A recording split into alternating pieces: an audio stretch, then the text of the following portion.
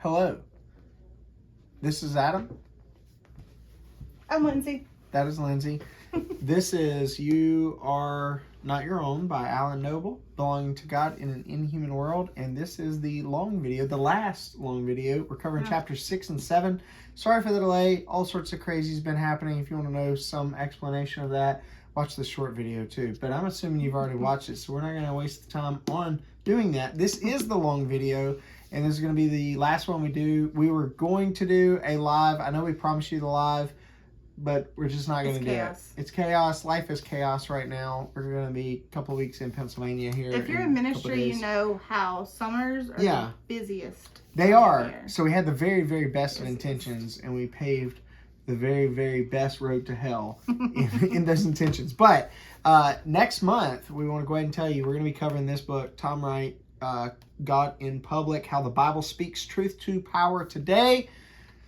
That's going to be a fun book. You probably have to hold it up higher. There are 5 Thursdays in August. There are 10 chapters in Tom Wright's book, God in Public. This book has been on our shelf for a number of years, probably 5 years or so, and we are finally going to break it open. We neither of us have read it. We're going to read it with you, and we're going to do 2 chapters a day. Or that 2 chapters a week. Like I look at our bookshelves. We have a ton of books in this house. We got a ton. So many. Most of them have been and read, not enough because no. we both have like lists on Amazon that are like at least 50 books deep. Oh yeah. Like each of us. Easy. Plus, probably way more. That than doesn't 50. even count the homeschool stuff. Yeah. So, but I shopped our shelves. You did, and this is going to be a really fun book to do in August. As I felt good leading up to like an election year. Yeah. Especially since it's probably going to make us like, it's going to ruffle some feathers, probably some of my feathers, some of yours. He's not American. He's not American. Tom Wright, N.T. Wright. Yeah. N.T. Wright. He's not American. He's not Methodist. No. So. He's not. We'll have a lot of interesting. He's not yet a Methodist. No, he's an Anglican, former bishop. But we'll get y'all links. Scholar. But if you want to, if you want to just find the book, you can probably find it on Thrift Books. He's one of the world's top New Testament scholars, but he's also like a public theologian in a sense. Yeah. He's Everybody always knows trying Wright. to. Yeah, N.T. N.T. Wright, the new C.S. Lewis. That's how I always think of him. He would probably say, "Stop it." he's the new C.S. Lewis. Yeah. So get out. So on to our book that we're finishing. The Matter at Hand. Yes. So I pointed out in the short video, and I'll point out again here, I disagreed with him more in the last 2 chapters than the rest of the book. Yeah. Just throwing that out up front, that I just had a different perspective and different thoughts on our place in the world and like our comfort in life. That I had different things to say. And so I did not fully agree with him, but I did not fully agree with him either. That's okay. I think his theological perspectives take him places that I would not necessarily go, although I see some of the points he's making. Yeah. And I think in some circumstances, some of the big, shocking points he makes are actually like, okay, that's not bad. But they're certainly not exhaustive. Yeah. If I can say that. We'll get to some of that in a little bit, especially about calling and whatnot. Yeah. And personality-wise, I feel like he's probably a little bit different than I am. Sure. He probably is. That he's not a weird introvert. Although, I don't know. I think he really is. He might be an introvert. I know some things about him. Yeah. Maybe he's not an INTJ like I am. I don't know about that, though. I don't know. He's in the wrong field if he is. All right, so chapter 6. Yes. What can we do? I don't know. So first points out we need a miracle. And I like that he put that here. Yeah. It's like the first page of chapter it. 6. Yeah. We need a miracle. But, okay, so here's the thing. We already have the miracle. Yeah. And it's actively at work in our broken world. That Christ already saw this brokenness. Yeah. That our modern brokenness is not a surprise to him. And I don't even think that we're more broken than any other point in human history. Yeah, I don't either. Like, I mean, things are. I feel like it's broken yeah. differently, but you know, we'll be talking about Ecclesiastes here in a minute, but there's nothing new under the sun. Yeah. So I kind of doubt that anything we're experiencing is anything like new. Yeah. But Jesus is the miracle we're looking for here. Mm-hmm. But he's already given himself for us, for the church. Yep. And his Spirit's already at work, and he's already putting things back to right. So we already have the miracle, and the miracle's already at work. But that's not to say that all that is left is the playing out. It's no, the God who raises the dead can also raise the dead in this circumstance. Yeah. Can also but that's not to say that it didn't historically, literally, physically, bodily happen. Like that did indeed, which is why we can know the theological truth that he can also raise the dead in us, and he can raise the dead in our circumstances, and he can raise the dead in our culture and in our families and in our churches and all that sort of stuff. And so in that sense, we need the God who did the miracle to do the miracle, to intervene here and now. We're kind of I feel like we're kind of in the what is it called, the now and not yet. Yeah, the in between, the now and not yet. Yes. So we're in the redeemed but not yet. Yeah, we're living in the reality of the kingdom of God, which has been inaugurated but will not be consummated until Jesus returns. But it truly is. But we're kind of in the middle. Yeah. We showed up in the middle of the miracle being unfolding. Yes. And so we don't, it's not a miracle that we're waiting for. It's a miracle that's unfolding from past through present. Yeah. That's kind of unfolding both ways in history. Yeah. Essentially. All right. So he points out that seeing the contemporary anthropology shapes our desires, it forms our society, and it drives us to how our contemporary anthropology drives us to depression and despair. And he says that makes us better able to resist its influences. That naming and acknowledging the problem lessens the problem. I mean, do you think that's so? I think to some extent, yes. I think there is power in a name, and even like in a dark name, like to know its name, to know what you're dealing with, at least gives you some sense of power over it. It gives you some sense of control. I mean, he doesn't say out of control. He doesn't say that the naming or the knowing is the cure. He doesn't. Yeah. He doesn't allude to it fixing the problem necessarily. But it at least keeps you from falling into despair. The lessening it. I mean, there are some circumstances in which, to hear the name spoken, I imagine would bring despair. Or, you're going through something and you're thinking, am I alone in this? Am I the only person that sees this? And somebody else says, no, I see it too. That does lessen things for you because It does. Okay, well, crazy isn't one of my problems. Yeah, but I think if you went to the doctor and you had fear that something was happening and they spoke a specific word, like what we're looking at is this. Yeah, there may be kind of a, the soul crushing, oh no, not that. Yeah. Okay. So, and I can get that. Sometimes naming the problem, it makes it a thing. You can, it's, what do they call it?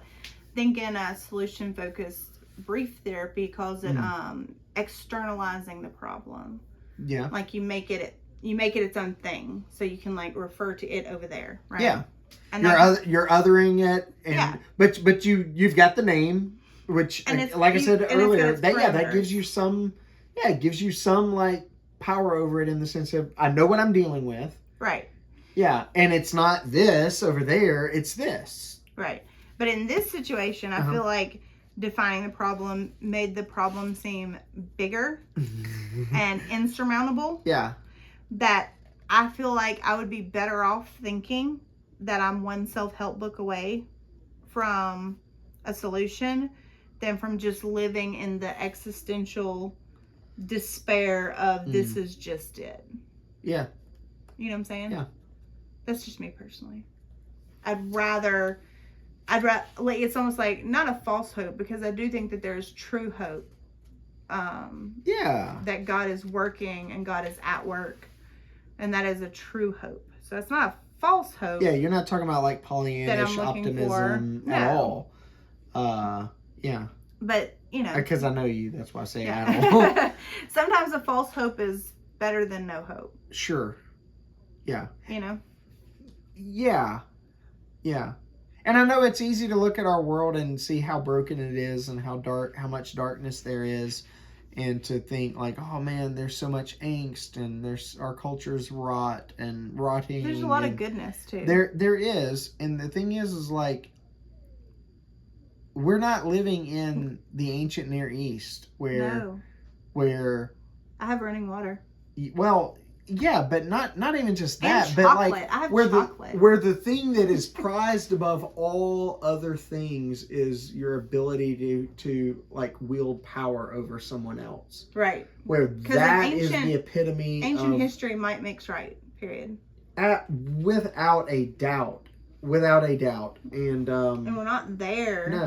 No. And so we may bemoan and think, oh, that person's as bad as Hitler, or we may see people in power. Your eyeball? Yeah, it's twitching. Okay. Yeah, we may stop it. We may see people who in power abuse power, and we may lament that, and absolutely. And we should. We should speak truth to power today. We really should. But I do think oftentimes, you hear church people all the time, oftentimes, at least I've heard them oftentimes say things like, if God doesn't judge America for its sins, then he's going to have to go back and offer an apology to Sodom and Gomorrah. Sodom and Gomorrah was way worse. You don't even know the half of how... Most of ancient history is bad. Read about the... That's why a lot of homeschoolers don't like covering ancient history until kids are older. It's dark, and it's so bad, and its darkness is all like wound up in like sexual exploitation and power dynamics and what. I mean, it's jacked up dark. Not that some parts of American culture are not jacked up dark too. Absolutely. And sometimes when you point those things out, like, you're dismissed as like conspiratorial and whatnot. It's like, yeah. All right, so on page 162, he says, comfort is not peace. And I was thinking about that quote, and one of the things that I had a hard time with in thinking about the quote is I can't think of an example. Like, it feels true. What? Like, comfort is not peace? Comfort is not peace. That feels true. Yeah. But I cannot find an example where there's comfort but not peace, or peace but not comfort. I think peace he's using in a kind of a more totalizing sense of like shalom. Everything is as it ought to be. Right. Life is put back together, and comfort is far more of like a temporary and fleeting thing. Like kind of like a safety, security. Yeah. So you can eat a really good meal and be satisfied and happy. You're going to be hungry tomorrow, but for the moment you've got a little bit of comfort, and life could be completely falling apart. And so I suspect he's talking about the difference in, but also comfort is something that you can like gin up yourself, whereas peace is not. It's a gift to you, and it's something that God does. If indeed he's talking about peace in the shalom sense. Yeah. So I could not think of a definite. Yeah, I think I had a hard time because I could not think of like a concrete example of, this is someone who has comfort but has no peace, or this is someone who has peace but has no comfort. Yeah, because he's talking about belonging to God can like, and I guess like the Corey Ten Boom situation, that might be like, I have peace but I have no comfort. Okay, so right? I may be completely wrong, and I may have been completely wrong in the short video about what I was assuming he meant by that. I think maybe he is saying that he's not dismissing comfort. He's saying God is our comfort even when the world is falling apart. Is that maybe what he's talking about? Even when we don't yet have peace, because he's talking about in life and in death. God is truly our comfort. But I feel like we can have peace though. Mm-hmm. And that, and so I feel like he's downplaying peace as a concept, maybe. Maybe. If he's, yeah, I don't know. I had a hard time with that one. Okay. So on page 162, Mm-hmm. Adam's following along in our book, and I've so thoughtfully written all over it for him. Thank you. Reminding me what I read. Many problems can be effectively addressed through careful analysis, evaluation, and action items. And I find that that's true for a lot of problems. Sure.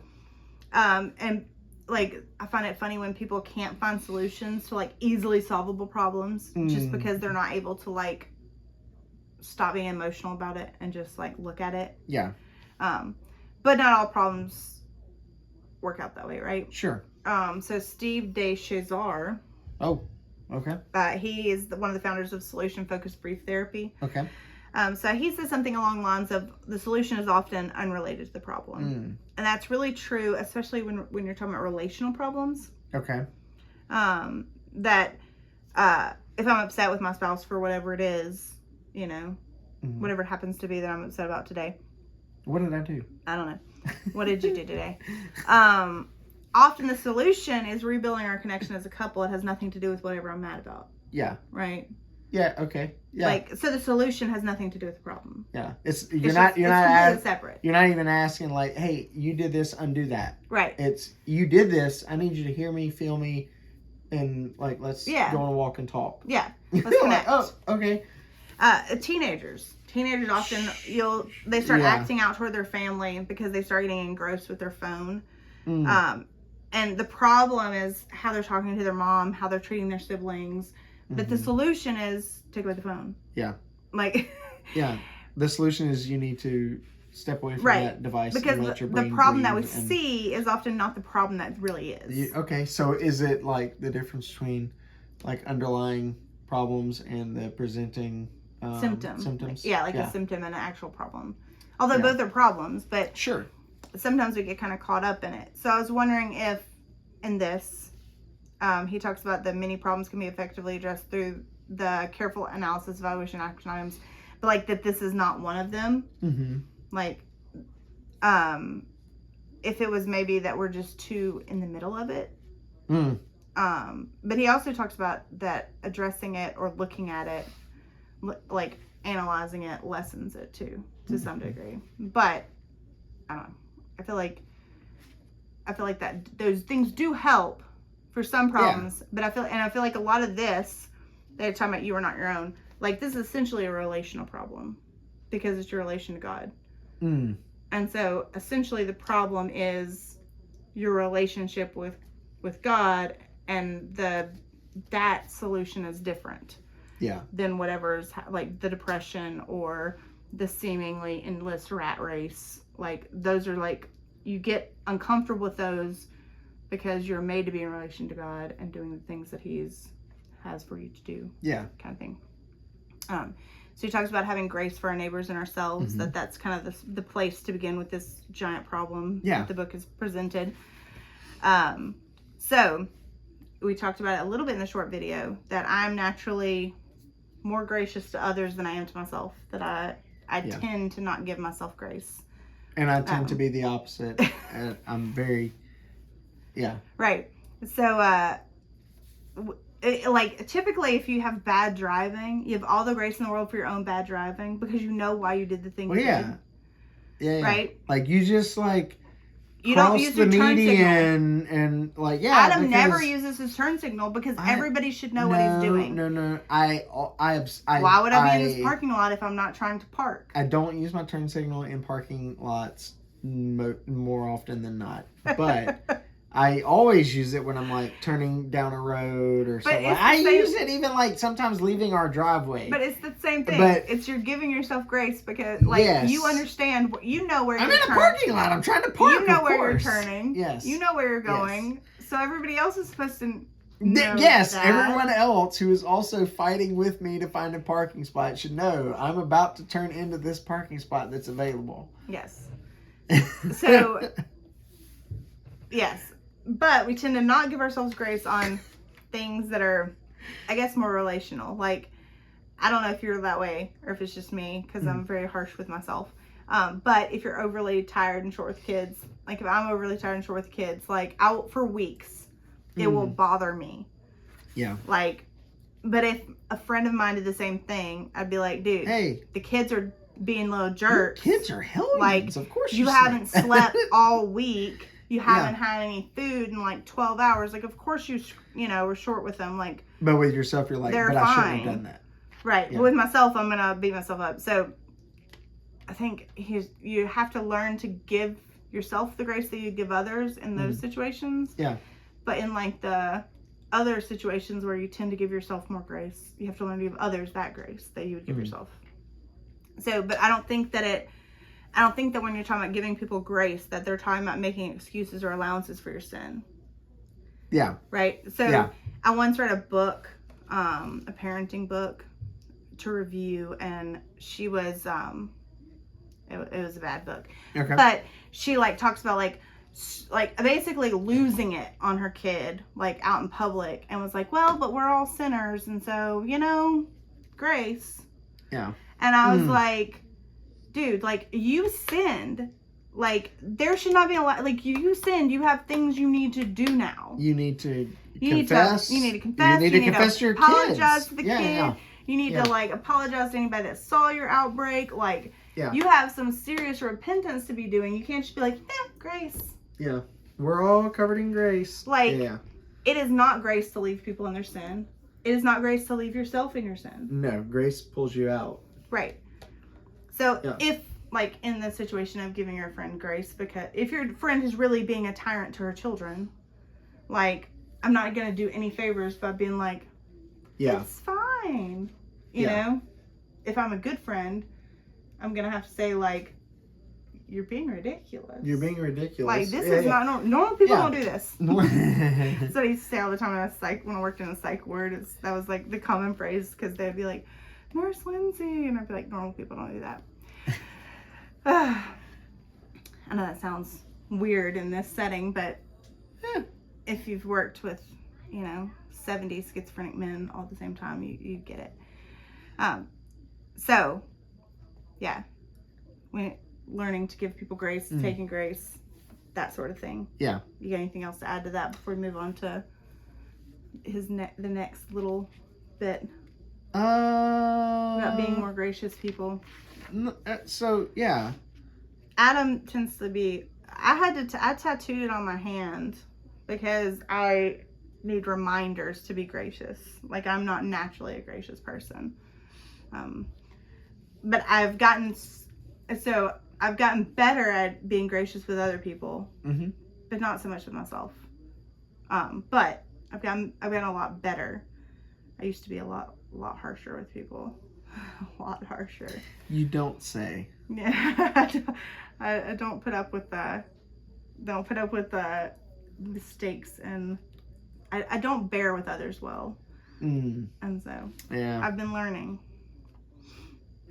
Okay, moving on. Unless you have something else to say about that. Okay. So it says, but we don't live in a rightly ordered and just society, and we should not expect that fact to change anytime soon. Page 164. Yep. So that reminded me of the Reliant K song. So I kind of thought of it from, I guess I thought of it the opposite. We don't live in a rightly ordered and just society, and we shouldn't, like, that seems to be like, well, life's just not fair. But then remind me of the Reliant K song that says, and the beauty of grace is that it makes life not fair. Yeah. Because if things were fair, like, you'd be justly punished every time you did something wrong. And, yeah. So it's grace that things are not fair. Yeah. Yeah. Because we're the direct beneficiaries of the unfairness of life. Grace is not record keeping and balancing the books and all that. Yeah. So when we're convinced that we have a plan for redeeming the world, that we are the agents of redemption, spiritual, political, or physical, we won't have the grace for those who aren't part of the movement or aren't doing enough. And we talked a little bit about that in the short video. But it also reminded me, so B.F. Skinner, he was a psychologist who, behavioral psychology, but he thought that you could just train people to behave exactly the way they should according to his ideals. And he thought that there would be this human utopia right around the corner that we just needed to train all the people to do the right thing. Was this late 1800, early 1900s? This would have been around World War II-ish. Okay, so a little bit later than that, but late yeah. 1800s. You're talking Freud. You're talking the beginning of psychology. Yeah. Most modern psychological advancements are after World War II. Okay. That's when all the money was pumped into it because of all the PTSD in soldiers. Gotcha. And it was a high rate of schizophrenia for some reason. Yeah. But go figure. I just thought it sounded very, very optimistic and very progressive minded. Yeah. But being post World War II does still make sense with that. So he kind of thought that it turns out what's lacking is information. Human and education. behavior is a lot more complex than he gave credit for. But that because he just and that everyone doesn't have the same ideals. Yeah. You know. And so, but he thought that you could just train people to, and I'm, you know me, all the time, I say it all the time, in case y'all don't know, I tell Adam, you can train people to treat you the way you want them to treat you. And to some extent that is very true, but some people will disappoint you in that. Yeah. But we talked about in the short video that it's really easy with everybody having a platform that it seems like everybody condenses their lives now to these like marketable niches. Did I say that word right? Yeah, niche. I hate it's not that a word. niche, it's a niche. So, but everybody's lives is condensed into a marketable niche. Right? Where everything rises and falls on whatever your current movement is. Like all the ills of the world are reduced to these simplistic explanations. Yeah. You know, like, oh, it's seed oils. Yeah. Or, oh, it's fluoride in the water. Yeah. That's why these things are. There's a lack of liberal education in this country, or there's too much liberal education in this country. Yeah. There's the media, which the media is terrible. But you know, every movement, all of our chosen movement, it's a solution. It gets boiled down to something super simplistic. Yes. And there's like a direct A to B. Yes. And which is funny because and we have the solution to the problem because we know exactly what the problem is. That's what's characteristic of heresy. Yeah. It's always like a shortcutting beyond mystery and complexity to something very simple. This is very simple. Like we have the oils to put on it. Yeah. We have the company, the multi-level marketing company that, you know, is your savior. We have the vitamins, the meat, the diet, whatever it happens to be. Yeah. Even Christians are getting to where it's less and less about Jesus and more about whatever the side thing is that they're latched onto.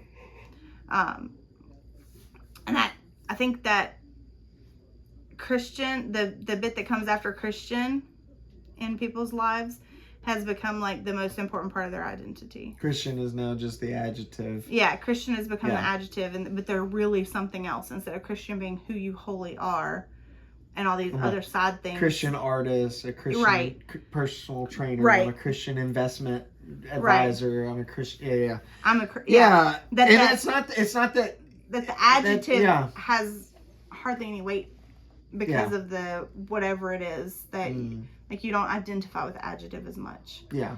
Like, you know, in those examples, like, you're the personal trainer before you're the Christian. Like, fitness is the most important thing, you know? And it's like, really? That's really how you want to play that?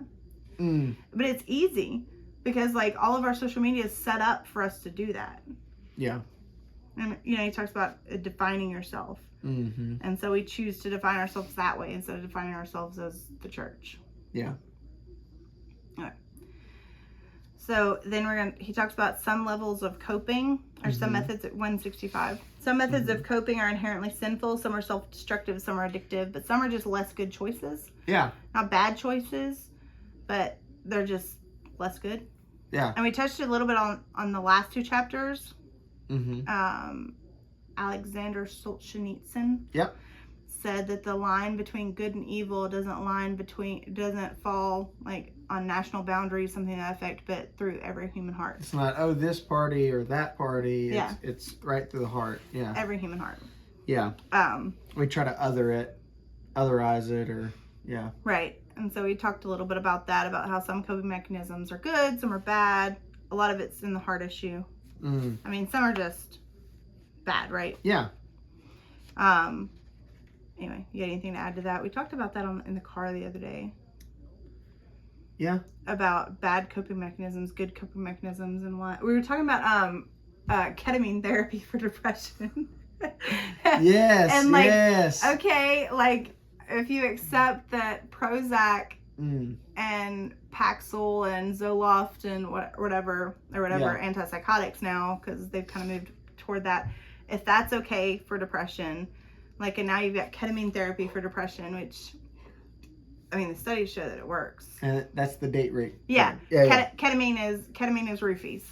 Yeah. Roofied. Yeah. Yeah. So like, it's like, where do you draw the line? Because a lot of people now are going to like shamans to take peyote or ayahuasca. Can't even say the word. To help heal depression, and like, but if those things work and you're not depressed anymore, like, it works. But like, there's always like the socially acceptable forms of medication and the non-socially acceptable forms of medication. Yeah. Like, wait a minute, you're coping with shroom tea? Yeah. Yeah.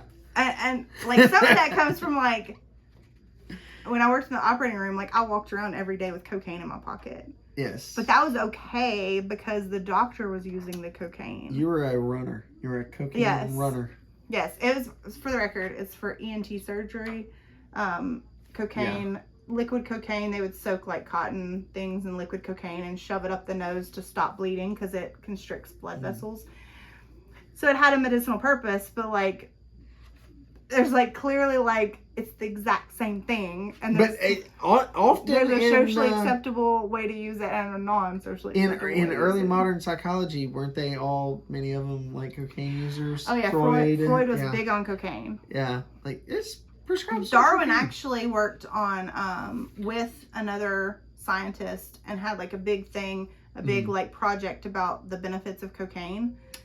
And he actually got cut out of the project like toward the end, and so he would have become known as like the cocaine pusher instead of like the origin of the species guy if he had been allowed to publish that first. Interesting. Yeah, that's just a fun fact. Fun facts. Fun yeah, Freud was facts. big. Cocaine cured everything. Yeah. Back in the late 1800s. And now we're like, oh, we know better. You can't. But we never cocaine. really know better. Yeah. That's all. Anyway. Yeah. So he talks about simple, honest pleasures to ease the strain of living, and I feel like that we as people have lost the ability to have simple pleasures. Yeah. So because we feast so much and we fast so little, we don't really enjoy the feast. Yeah. And so I feel like it's hard to enjoy a coffee treat when you're in a treat yourself culture. When you get yourself a little treat. I think I saw a video today that was like, I'm in my little treat era. And it was like, if you do it every day, how is it a treat? Yeah. And how is, 1,100 calories not killing you? Yeah. Well, you know what they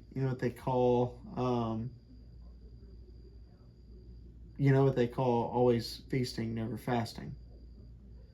Gluttony? It's called gluttony. Yeah. No, we do live in a always feasting culture. And so it's hard to enjoy simple pleasures because how are you going to enjoy a simple pleasure when you have so much pleasure? Yeah. Well, yeah.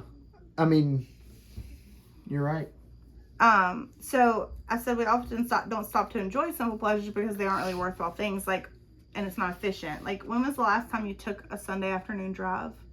Oh, that used to be a thing. That did used to be a thing. It used to be a thing we did all the time. You just go driving to see somewhere, not to go driving somewhere or be somewhere, but we used to drive up to North Georgia. Yeah. During apple picking season, not to go somewhere, but just and to see. Yeah. Yep. We didn't have a place to be. And when was the last time people just don't do that anymore? It's not a thing we do. Maybe it's just us.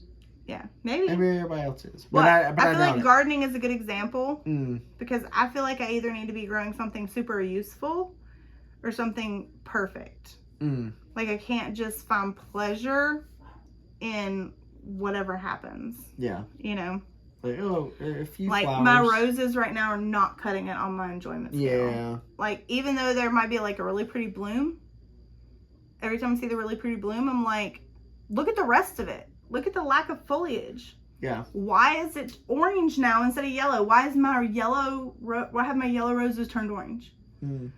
And so it bothers me. And so I can't just enjoy like, oh, look at it's a rose. Yeah. You know?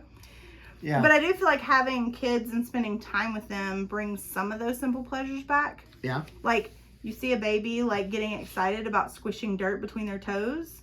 You take off your shoes. Yeah. So you can remember what that feeling feels like. It has a way of having kids does have a magical way of kind of grounding you. Yeah. Yeah. And finding like wonder in things that you just you overlook now. Like, you get excited to see a frog because you know how excited Sue Ellen is going to be to see that frog. Yeah.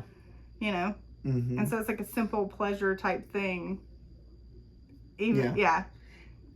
But sometimes, a lot of times, people don't really have time.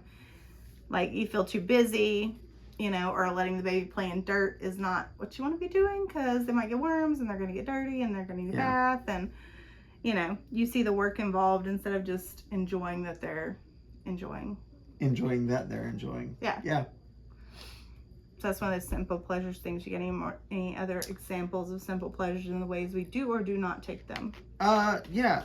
I mean, in the shorter video, we did talk a little bit about Ecclesiastes, some of the things that he, the writer, the preacher in Ecclesiastes emphasizes are like huge things like relationship, marriage, family, friendship, at work, you know, and those are the things that like we spend most of our days doing. Interacting with family, navigating friendship, relationship, that sort of thing, and working. And we ought to take joy and pride in those things. We ought to receive them as good gifts to us from God, who made us in his image, who himself is a worker and made us to work, who himself is relational and made us for relationships. But then also there are things, Ecclesiastes does point them out. We would refer to them as like creature comforts, things like coffee, particularly a good cup of coffee, a good meal, a properly cooked burger or steak. People were so excited this morning. Corey brought sourdough donuts. Oh my! No, sourdough bagels to church. Oh sourdough bagels to church, and everyone was like, they were crazy good. So excited. I got an everything bagel. Over bagels, and it's like, plain old cream cheese on there. Oh my goodness, it was amazing. That's a creature comfort. That is a creature comfort, and that's something. And the funny thing is that, like, you can enjoy a store-bought bagel, but to think like, she texted me yesterday and was like, I'm gonna feed my what's it called? My starter. My starter. I'm gonna feed my starter, and I'll get some bagels knocked out tomorrow morning or whatever. Might have a she name. Didn't name it. I don't think. And I thought, that's so cool. Like, you know, the night before, she's like feeding flour and water to this starter so that she can bang out some bagels for the church, and they were amazing, and they were so cool looking and whatnot. They were that's those little like creature comforts are things that we ought to take joy in, and we ought to, number one, we ought to receive them. But if you had the bagels every single day, if you were less eating exciting and less special and less happy. And I'll be honest, my fourth cup of coffee in the morning is not nearly as enjoyable as my first.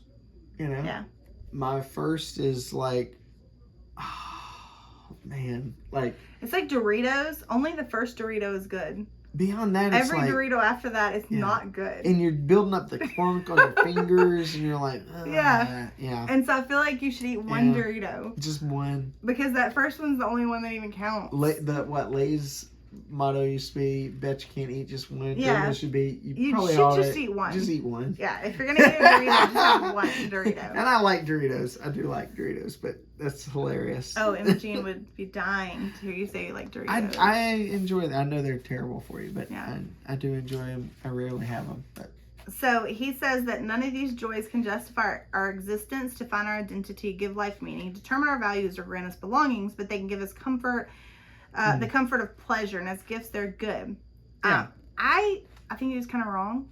Okay. I feel like he's wrong in that, because I feel like some of these experiences do give life meaning, and they do determine value as thin places. Like when you're walking with your toddler to feel the dirt between your toes. That is a meaningful and a value determining activity. You're saying that this experience with my kid matters. Yes. More than them being dirty, more than like whatever else I have to do. Like spending time with them matters. Yes. And that it does give life meaning. What else gives life meaning? Well, yeah. No, I think I agree. I agree with you. Like, I think you're right. I think he would maybe he's kind of overplaying that. He's saying it's not these things that you do and enjoy in life that gives, like, your life has value and meaning even apart from those. But I see it where you're coming from, and that would be my way of approaching it as well. Is it's not an either or, like, your life has value whether or not you enjoy these things. It's not my only value was found in this dirt. Yeah.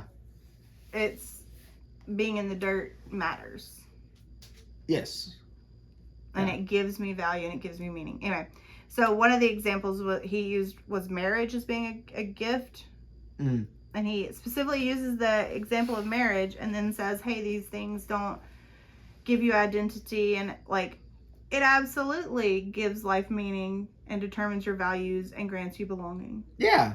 And it's not that you don't have it if you don't. Yeah, it's not that you don't have it if you're not married. No. It's not that you don't have a meaningful life if you don't have kids or if you don't ever stop and look at the sunshine. No, but God gave us marriage to have us have bits of heaven here on earth. Yeah. Like, and so that's part of his plan. Mm-hmm. And that's why it's meaningful and valuable. And it does give us a place of belonging. Mm-hmm.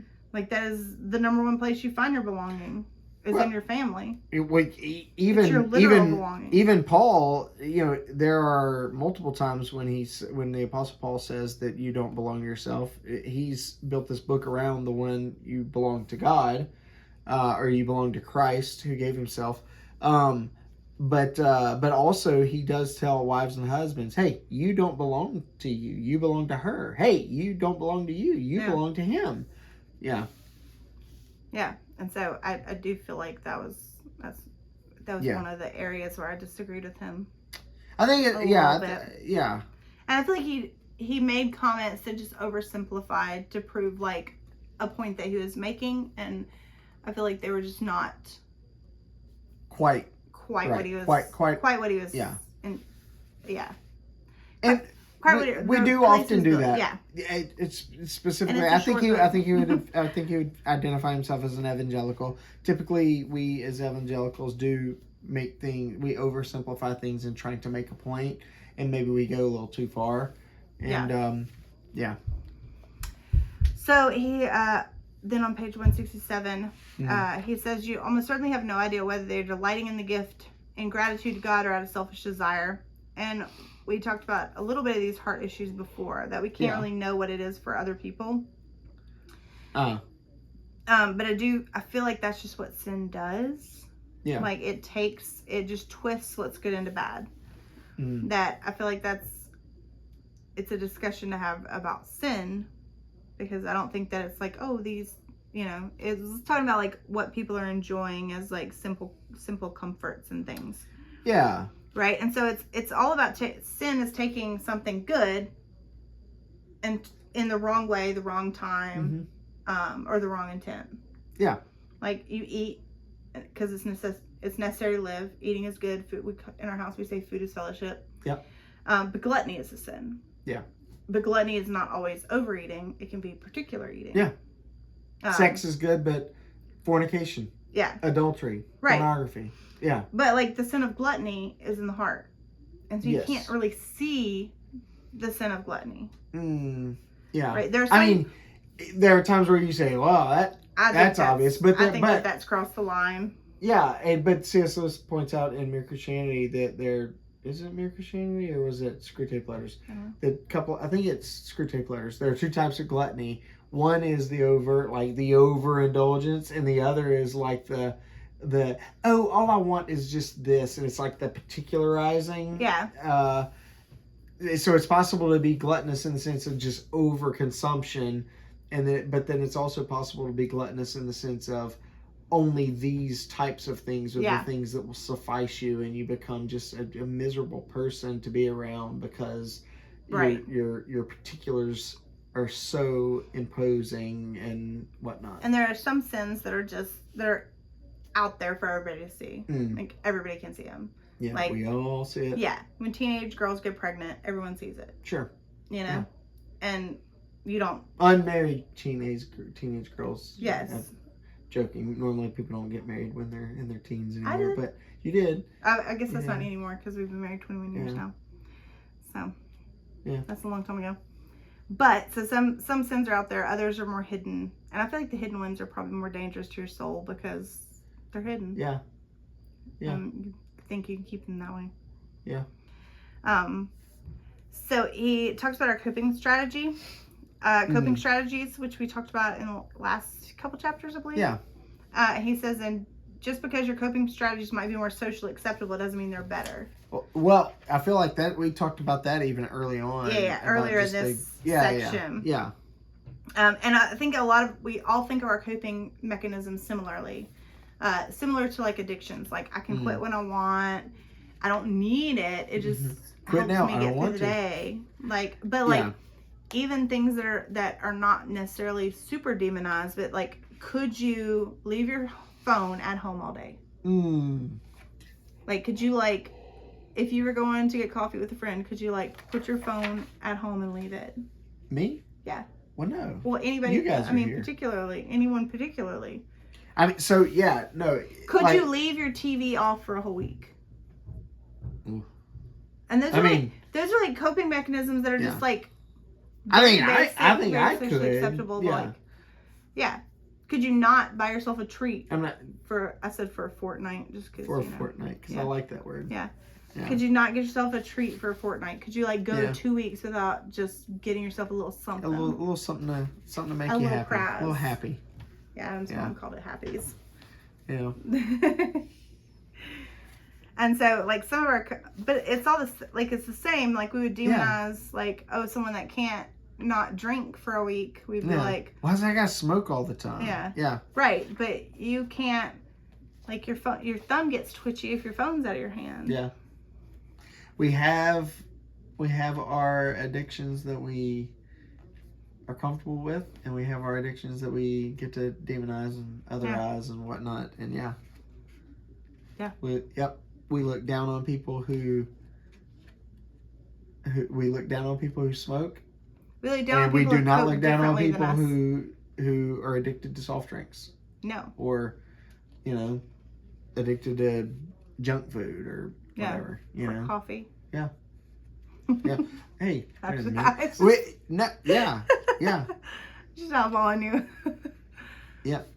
All right. So personal agency, that brings us back to our discussion. I guess it was probably from weeks 1 and 2 about like the locus of control. Like, do you feel that you're in control? Like, are your failures and successes based on your personal performance and choices, or are the cards already dealt? Yeah. And you're just like kind of living out. And so like, I feel like Noble tries to say like, oh, there's personal responsibility, but I feel like he's laying it almost as an external locus of control entirely. Like, basically the cards have been dealt and you're just living it out. Like, it feels very determinist. But I feel like the appropriate thing is that it's a mix of both.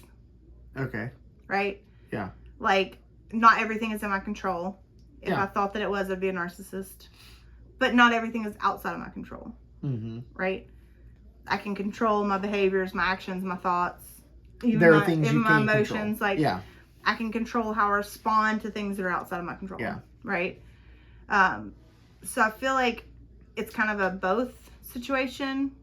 Whereas he kind of sets it up as like just I say he sets it up. He says he tries to like talk about your personal agency and then be like, oh, but you can't do anything about this. So it's like, I'm personally responsible for nothing.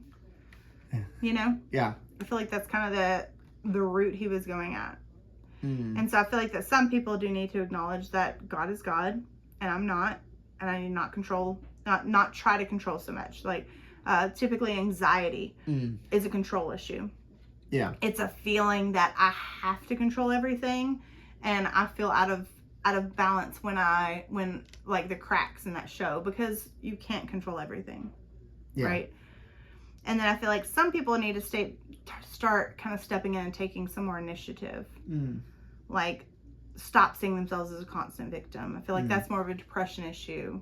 That things are just happening to you. Everything's against you. So I think it's kind of both. That some people are too busy being victims to help anybody else. And some people feel like they can control everything all the time. And it's kind of a both thing. Yeah. And we talked about it a little bit in the last video, in the short video, about him saying, like, you will not save the world, you can't even save yourself. Yeah. And I pointed out the alternate would be, but you can be saved, and the world is being saved. Yeah. And so I feel like that's the locus of control issue. Like, I feel like he's saying, like, oh, you're not in control. Like, which, it's probably a theological point, because, as a Reformed person, they're they lean significantly into God's sovereignty, which we don't believe that God is not sovereign. We do believe that God is sovereign. We believe he's more sovereign than they think. We believe he's sovereign even over his sovereignty. Yeah, he's sovereign. Yeah. But, like, that's not all that there is to say about... Yeah, and it's certainly not the first thing to say. All the world. Theologically, it's not the first thing that could be said about God.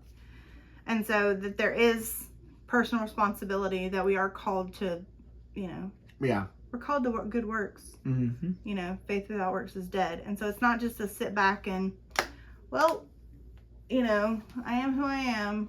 This is what it is. And now I just muddle through. Yeah. That there's more than that, right? Yeah. Okay, so we're going to go back to talking about the efficiency. Because we said that in the short video that we were talking about that in a long video. If it's the right thing to do, the efficiency doesn't matter. So we talked about the personal level in the short video. That, and I went back to calling because, I know he doesn't talk about calling at all, and we'll talk about that more later. Yeah. But even if what he calls me to individually doesn't make sense, sure, it's still mine to do. Yeah. It is what it is. And we have a tendency to look at the efficiency of things like prayer, Bible reading, church attendance, tithing, and then base our decision to do those things based on the efficiency. Like, oh, well, studies show that prayer is beneficial for your mental health, therefore I will pray. Rather than saying, the Bible says I'm supposed to pray, so I'm going to pray. Yeah. It doesn't matter. That, like, the effects don't really matter. Yeah. Like, that, it just is. And so I think when we study those things, there are a lot of studies about, like, the efficacy of faith matters. And I feel like those are good in some ways, but bad in other ways. Because in some ways it, like, is like, yes, this is what God knows what he's doing. Like, it's like proof that God knows what he's doing. But on the other hand, it's like we're trying to convince people to do it based on the data and not based on, this is just what God called you to do. You're supposed to be faithful. It's got a utilitarian benefit, right? And therefore it'll help you. Yeah. And so even if it's not beneficial, you should do it. Yeah. Right. So I was going to talk to you a little bit more about the church level. If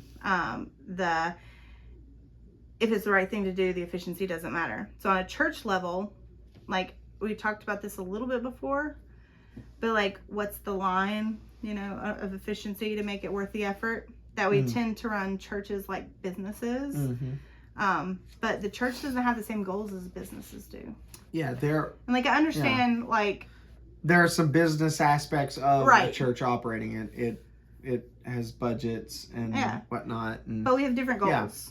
Yeah. Like the church does not, like the church is not interested in income growth or, Yeah. Like, yeah. I mean, some churches are, but it shouldn't be. Yeah. So, yeah. So what do you think that he says if it's the right thing to do, efficiency doesn't matter. So, yeah. Do you have any thoughts on that related to the church? Like that one thing that I thought about was like, you can't really be strategic about converts. Like people either accept Jesus or they don't. There's no like maximizing my efficiency in evangelism. I mean, I know that people try. People try, and sometimes things get weird. But those are not, number one, it's not my decision to make. It's not something I have control over. And, like, how am I supposed to be strategic about that?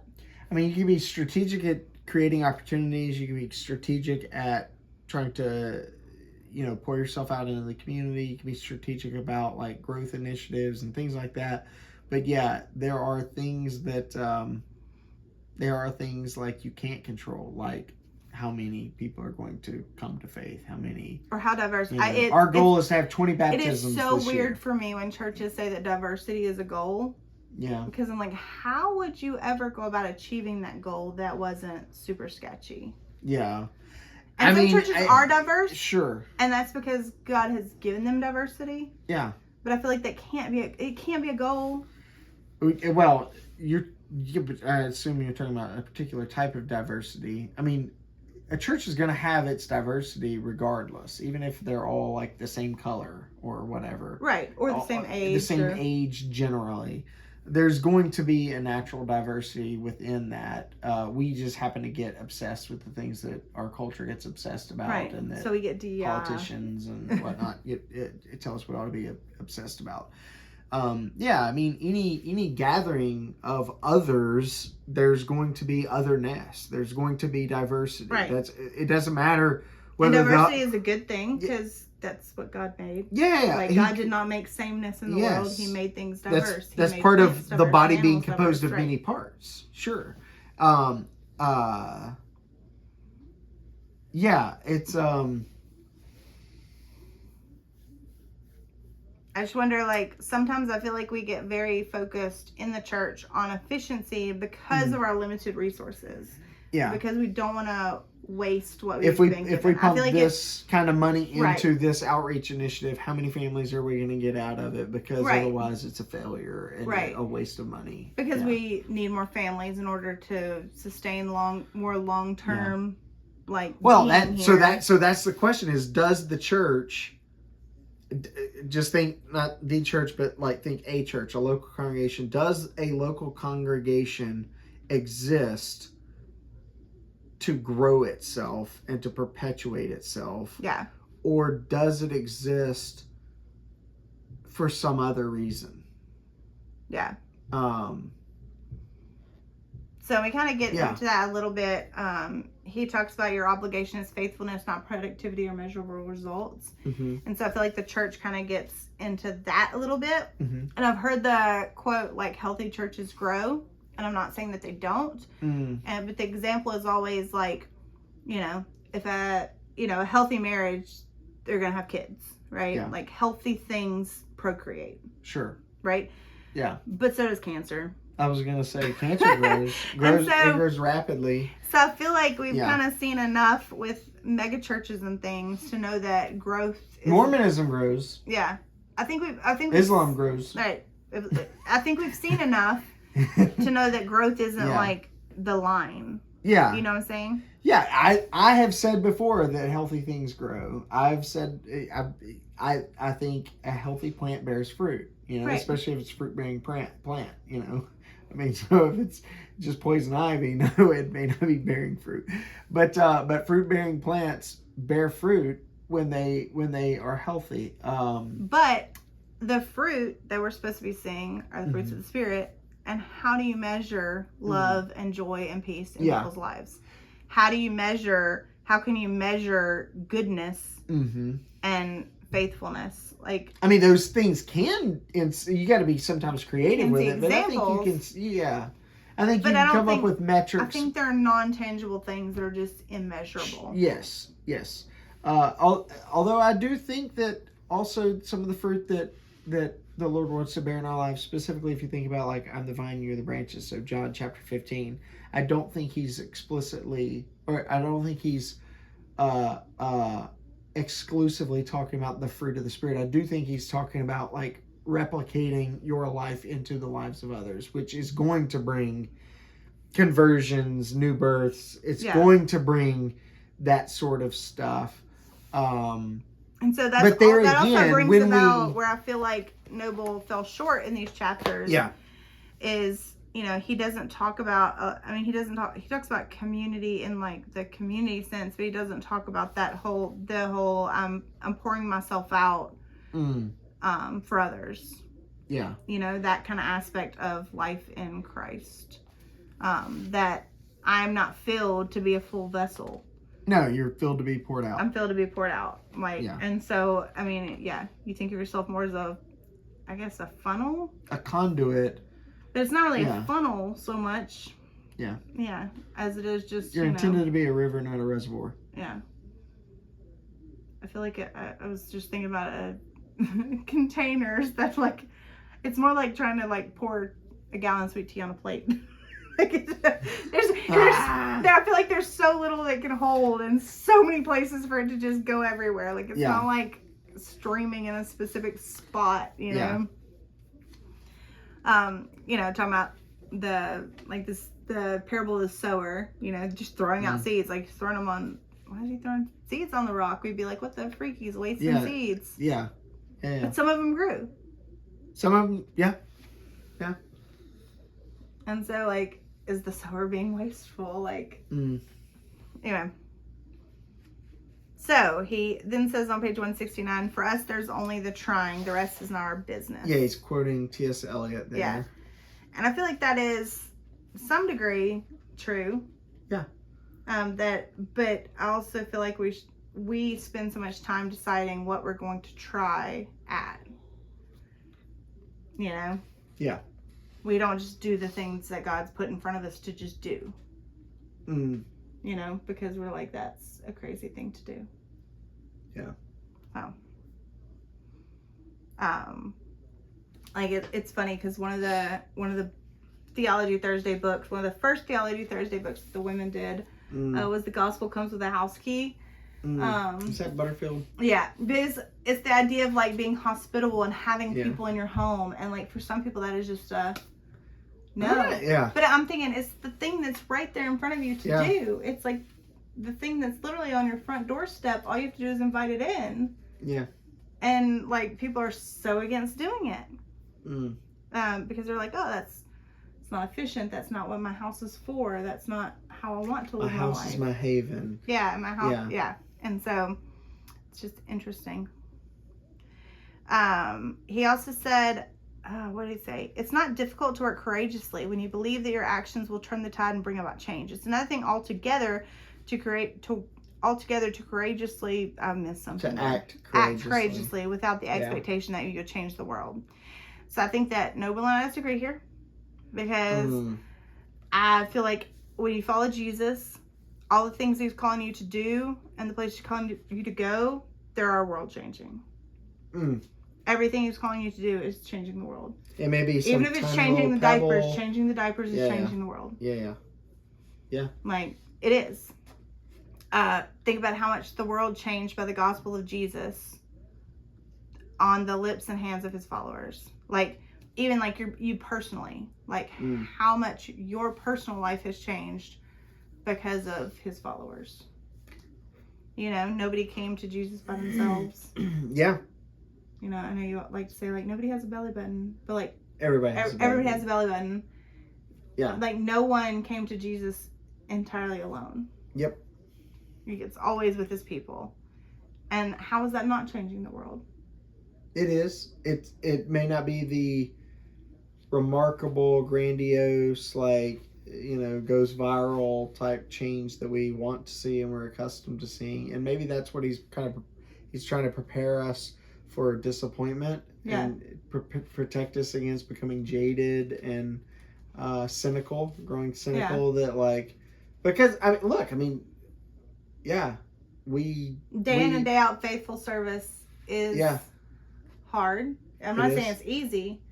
Yeah. But I think it is world changing. It is. But it's possible. It is possible to do all the faithful stuff and to it's possible to do all the faithful stuff and to pour yourself out and get, you know, years in or even days in and be like, what what difference is this making? What use is this? Why aren't, I don't know a single pastor who can't say that they've made a difference. Yes. And you might not see, it might not be big, but if you stop to list it. Oh yeah, you could list the number doubt. of people whose lives that you've positively impacted. No doubt. But we live in a bottom line. And you could probably culture. have another list that's probably even longer of people that you would like to positively impact that are just not there yet. But we do live in a very bottom line type culture that praises efficiency. We and count the success, views, we count the likes, we count the metrics. Yeah. Oh my goodness. I mean, when COVID started, like those first couple of weeks of COVID, all these churches that had never had an online platform suddenly doing Facebook Lives. I mean, every pastor was like, I'm killing it. I'm a rock star. We got 240 views today and whatnot. And the funny thing is like all that was fake. Like all those numbers were fake. And I think part of it is by design to keep you coming back for more. Different. Exactly, that's my point. Like you didn't have 240 people sitting there watching your whole sermon, big guy. Yeah, I have well, just having running the blog for as long as I've done it. Yeah.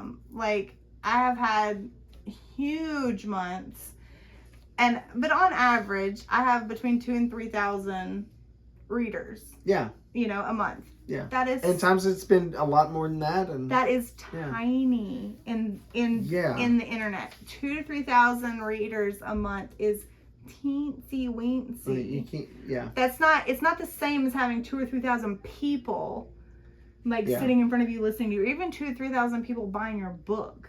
Yeah. It is like 2,000 or 3,000 people who just happen to click on something that happened to this recipe to end up in your little domain of the world. Yeah. It's not much. Like you have to have at least 10,000 to even be considered like a blip. Yeah. 10,000 would be a small blog. A small. And so 2,000 to 3,000 is like a micro blog. And so I think that pastors going from literally seeing the faces to numbers on a screen are we've got 10 times the number on the screen as the people Let's just shut down the church and go online. And those aren't real numbers. Those aren't. It's not real. And there's people that are scrolling past or click on for a minute and they're like, oh. Right. This is different. That guy's weird. He's got weird mannerisms. I'm going to scroll past him. All right. So he also says, this is just a little fun aside. Uh-huh. When we sing, we say that he is God, but our hearts are committed to self-sufficiency. We don't actually know that he is God. We just act like it.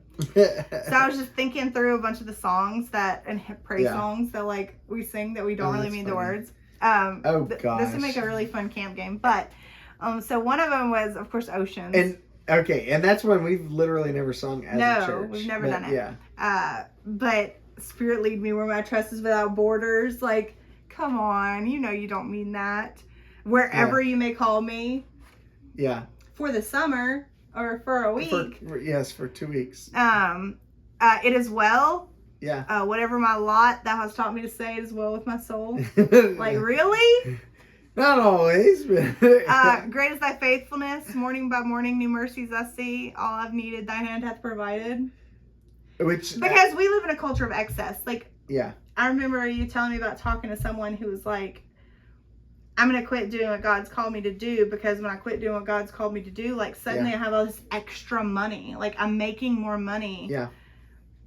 Outside of doing what God called me to do. And it's so that's the measure of you're doing the right thing is you have extra money. I've got more money in my checking account not doing what God definitively called me to do.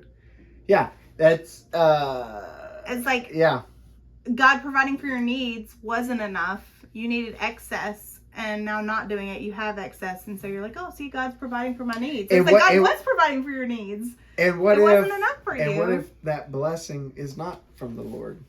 Yeah, that's possible. Yeah. So be thou my vision, riches I heed not, nor vain empty praise. Yes. Yeah. I don't think many of us mean that one. Lord, I need you. Without you, I fall apart because you're the one who guides my heart. Like, I feel What like. song is, do I know that song? Yes. I would sing it for you, but I don't want to Okay. sing and have copyright issues happening. Okay. The goodness of God. I only have heard that one. Yes, you have. From the moment that I wake up until I lay my head down, I'll sing of the goodness of God. Huh. Church clap. Alright, okay. Okay. So when that whole week beats you up and stress you, but you go to the organ play and it reminds you of your blessings. Come on now. That's a funny The kids line. singing that at church camp are probably not at church on Sundays. Probably not. No. Like the majority, like I love church camp. I love taking kids to church camp. I think church camp is an awesome, amazing ministry towards people. But like the majority of church camp kids are not church kids. Yeah. So Raise a Hallelujah, which is Juniper's favorite song. Juniper's favorite, yes. I raise a hallelujah louder than my unbelief.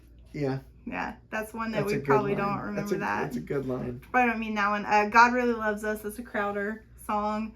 I know that song. His mercy is enough. Mm. His grace is sufficient. So come if you're needing forgiveness and healing. I don't know that we mean that one. And then trust and obey. While we do His good will, He abides with us still, and with all who will trust and obey. I don't think we mean that one often. So that was just a little fun aside. It was fun. Okay. So on page 170, he talks about palms turned upward. Okay. I feel like too many Christians have selectively open palms. And we talked about this. I think we had a long conversation about open hands after our first miscarriage. About how like open hands sometimes means the things that are in your hands get taken away. Yeah, empty hands. Like open hands. Sometimes hands, they get filled, but sometimes they don't. You know, and that it's okay, and that sometimes like I feel like most people want to open their hands to receive the things that they want to receive, but not receive the things they don't want to receive, and certainly not have to like let go. Yeah. So I thought it was interesting that he says that they have open hands during the benediction, because one of the things that I have noticed at our church is that you open your hands during the doxology. Yeah. Okay. And so what would be the difference? Yeah. What would be the significant difference in having open hands during the benediction, sending out, versus having open hands during the doxology? So some of our people, because I'm up there doing the benediction, some of our people do open their hands. I think of some in particular. Some even cross themselves. Yes, because you do the imposition of the cross. Yeah. Like you're going under this sign. Yeah. Right. In the name of the Father, Son, and Holy Spirit. Right. Yeah. So, so some of our people do, and I've not prompted them to. They do receive the benediction with their hands open, which is really interesting. Difference between open hands during benediction, sending out, and open hands during doxology. Because I've noticed. What is the difference? I do know that I do that. Well, okay. Why do you open your hand? Why do you have open hands during doxology? What is the purpose in your heart? Oh, let me think. It's just something I've noticed you do. Yeah. I always have my hands full at church. I never like have hands to do anything with. Because I've got kids on me. So we sing the doxology after we receive the collection, or take up the collection after. Which is funny because I feel like the collection's now beep, beep. It normally is, but I feel like so I do. When we stand and sing the doxology, the reason why, and now I'm going to become self-aware about it, and I'm going to overthink it. But sorry, I think what I'm doing, because normally my hands are kind of like this when I do that, and I think I'm trying to express that like what I give to you, I've received from you, you know, and so these blessings, praise God, from whom all blessings flow, you know. I'm trying to receive His blessing with open hand and return His blessing with open hands. With open hands, yeah. Because that's another thing is during communion, like it is significant that you intention. Yeah, you hold your hand out and the body is given to you. Yes. You don't take it. Yeah, even though the liturgy Jesus says, take and eat, which is kind of an Right. undoing of Genesis 3. She took Yeah. and she ate. But yeah, there and there is a coming. Like, you approach the table, so it's not that you've got nothing to do with it. But yeah, you're not coming to just grab it and get what you want. Given. You are coming with open hands to say, please feed me, and yeah. And so I do think that is a and you significance. Receive what's given. Yeah. And the same thing for the benediction. Like, yeah, with open hands, like, it would be, I'm receiving the Lord's peace, the Lord's blessing, and this call to, like, go and to share this peace and this blessing with those kind of outside these doors. Yeah. Thing happening. Yeah. Yeah. Okay. I should know if you felt like it was similar or different. All right, so he also says, but faithfully doing the good that lies before us while waiting, dependent upon God for redemption, is the most meaningful action you can take. And that reminded me of the Frozen 2, do the next right thing. Yeah. Like, you're just doing the thing that's in front of you, the next thing that he sends your way. Like, you're supposed to love God with all you are and love your neighbor as yourself. And who's your neighbor? John Wesley would say, the person that's in front of you and the next person you meet. Yeah. So these are the things you're doing. It's just, what is it he's given you to do? Yeah, and that reminds me, of course, of Eugene Peterson's book, A Long Obedience in the Same Direction. Have you read that book? You talk about that book all the time. Have you even read it? No, I haven't. It's on my shelf. I'm sorry for outing you. It's about discipleship. Maybe I should have picked that for August just so you could get that read. No, Since you have mentioned that book, I think 3 times in the last 3 months. I do mention it frequently, but it is an epic title. Yeah, but you need to read the book. Mm.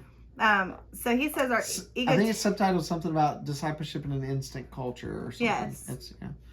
Yeah. Our egotistical temptation is to think that what matters in life is what's big and visible and political. Because big. Yeah. We talked about that a little bit. And so we have that in abundance because of social media. Because like everyone's like videotaping themselves doing a good deed or you have or talking about a book. Yeah. Or they're crying in the bathroom, crying about their life. Oh gosh. Crying. So I think deep down though, like what matters in life is big. Like deep down, we know there's something wrong with this. Like the career guy who realized his family is more important than his career. Like that's like a big thing. Like his big big flashy career wasn't what's important. It was his family. Is this like a reel? No. That we're describing? No, I'm just saying like this is like a common movie trope. Gotcha. Yeah. Oh yeah. Or like there's the Lifetime movie trope of the. No, we just watched that movie the other night that kind of had to do with that. Yes. We haven't talked about that movie. I don't know why we watched the movie. I enjoyed it. It was a Facing the Giants moment. Oh my gosh. Sure, but it was done tastefully. Okay. It was funny. I laughed. Okay. Yeah, I laughed, but I don't know. All right. I cringed, I think, more than I laughed. But you have also like the Lifetime movie trope of like the successful career woman who gives it all up for the simplicity of love, Yeah. Like we have this cultural idea that the visible, the political is not what matters. Like it's clearly a cultural idea, but we fail to recognize it in our own lives. And more specifically, we fail to recognize it in our churches. I feel like our churches... How so? Like, almost no churches are not trying to be big and visible online these days. Yeah. Like, you have very few churches that are just, like, cool with... the typical Sunday morning thing. You know? And some of it is our world is changing. Like, we're having to offer digital... Theology Thursdays. Yeah, digital book club because, life is busy and, you gotta try to connect to people where they are and how they are, and sometimes that isn't Sunday morning at 11 o'clock.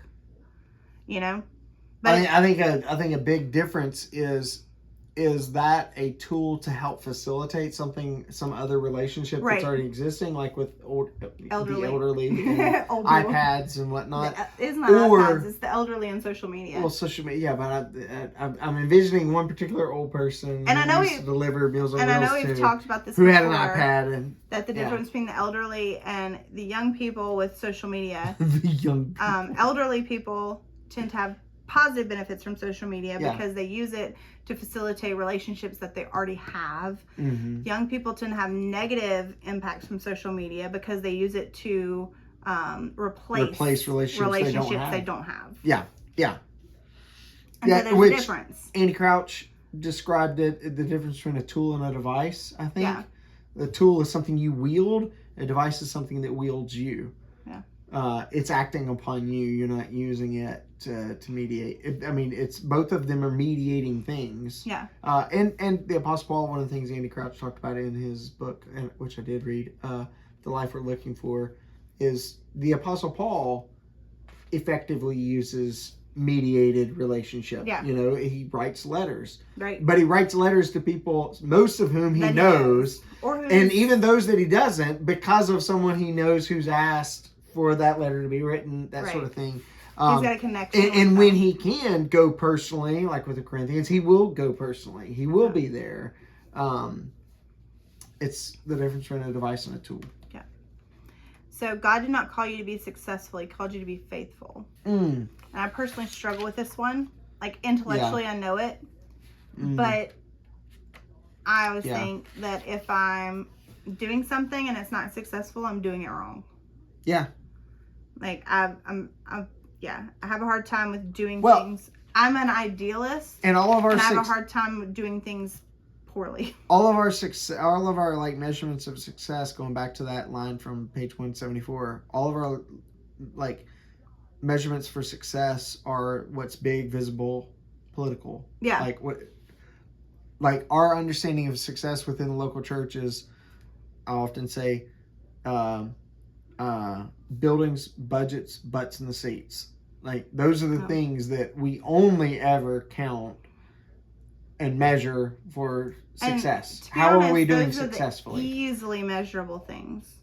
Yeah. Those are the things that we can measure easily without like much effort. If you were going to measure your like discipleship effectiveness, you'd have to come up with some creative ways, and you'd have to get very involved with people to figure that out. Yeah. And we don't want to be that involved.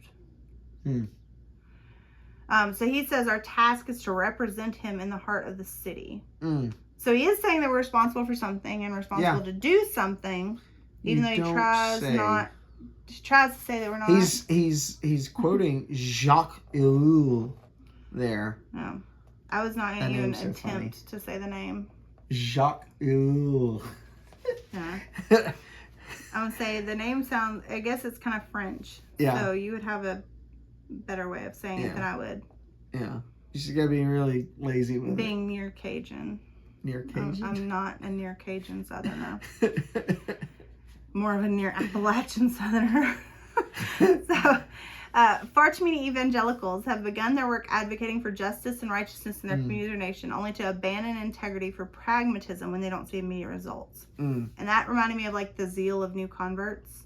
Oh, yeah. They never concern themselves with the right way to share Jesus. They're just out there sharing. Yeah. It's only when they get worn down by the world do they start like looking for efficient ways to share. Yeah. And like accosting people in a Walmart parking lot. Yes, can I tell you about my relationship with Jesus? What? It's not as I don't get evangelized to as much anymore. No, that was a thing in the 90s though. But I feel like I was like an evangelism magnet for a long time, and like no matter what I said, they did not believe me, like that I love Jesus. And I'm trying to find a new Bible for myself because I love Jesus and I'm trying to grow closer to him. Yeah. Like but like I got evangelism to in a Lifeway Christian bookstore.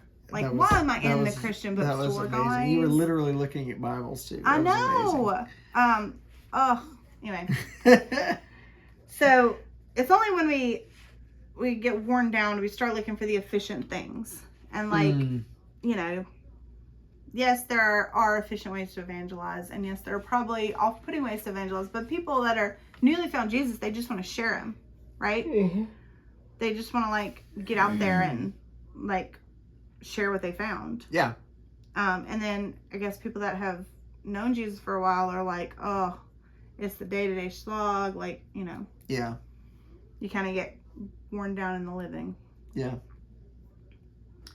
So I don't really have anything smart to say about that. It's just, that is what it is. So I feel like Noble is struggling through this section though. Yeah. Because he just can't bring himself to say that you're called to good works. Like, he really wants it to be faith alone and salvation, God's salvation alone, but faith without works is dead. Yeah. God alone does save us. Yeah. But what does it look like when what does it look like to be saved? Yeah. And that there's work to do in this world, and we're the ones that are called to do it. Like, you're the one that's called to put your hand to the plow, right? Yeah. Not because you're strong. But not you personally, not because you are strong, yeah. but just because you answered the call to sow. Yeah. And so, like, there is work to do. So start sowing. Start sowing. Like, I feel like he went the long way around trying to not say you're called to do good. Yeah. Like, not be well, but do good. He wants you to be well. God wants you to do good. Yeah. Like Batman. So in belonging to Christ, we belong to his body here on earth, which is the church. And I feel like I'm always perplexed at how optional that feels to most people. Oh, yeah. Like, I don't understand how you can be adopted into a family and not want to go to, like, family dinner. I mean, I dare say the folks for whom church involvement, and I use the term involvement rather than like going, but like being involved, being participant in the local body, those for whom that is optional in their quote faith, they're not the type of people who are reading a book like this. They're not the type of people who are, I would suspect they're not the type of people who are watching a video such as this. I would dare say they, yeah, I mean, I would struggle to believe that their relationship with the Lord is more than just like a sentimental feeling that comes and goes. Yeah. With not very much steadiness and whatnot. Like, what does that look like on the day-to-day in your life? Yeah. You who says, oh, no, I've got a great relationship with the Lord Jesus, but I have no need for the church.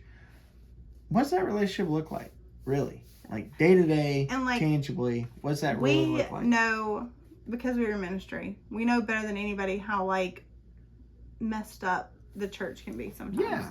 Like, we get to see it very up close, very personal, very behind the scenes, behind the curtain, like that sort of thing. But it still feels weird to be like, you know, I love Jesus, I just hate his bride. Yeah. Like, I've literally seen that meme. Not worded that way specifically, like, I love Jesus, I just can't stand his people. Like, but like, his people, the church is his bride. Yeah. And how often do you hang out with people that hate me?